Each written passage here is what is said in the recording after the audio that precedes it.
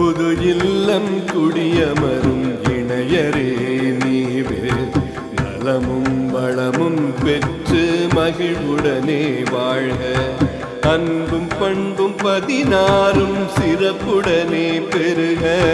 வாழையடி வாழையன ஆள் போல தழைக்க. கல்வியும் செல்வமும் வெற்றியும் பெருக. சீரோடும் சிறப்போடும் குலம் விளங்க வாழ்க. இல்லறத்தில் மகிழ்ச்சியும் நீளாயுளும் பெற்று பேரோடும் புகழோடும் வாழ்க வாழ்கவே. இல்லறத்தில் மகிழ்ச்சியும் நீளாயுளும் பெற்று பேரோடும் புகழோடும் வாழ்க வாழ்க.